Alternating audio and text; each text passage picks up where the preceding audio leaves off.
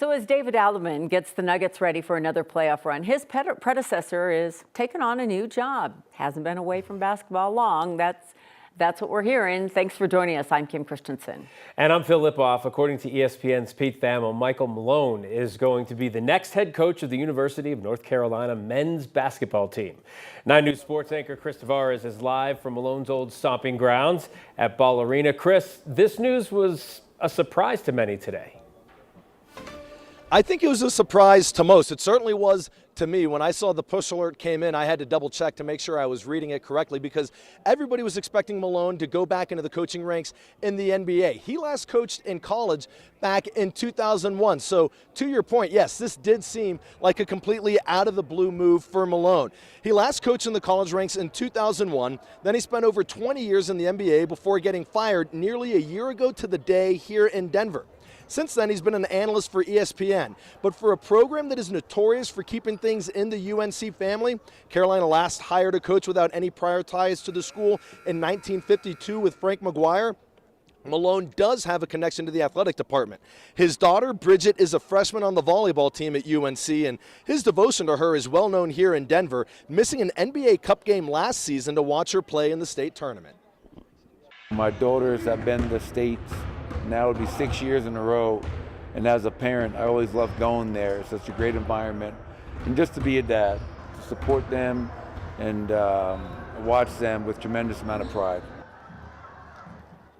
Malone would often talk about how one of the things he was most grateful for here in Denver was just his longevity. He said his girls were able to go to the same high school for their entire 4-year career, and he was obviously a big part of their lives, missing some NBA games to just be a dad in the stands and watching them play. And now that's going to be far less of an issue because he's going to be coaching at the same school where his daughter is playing volleyball. Guys?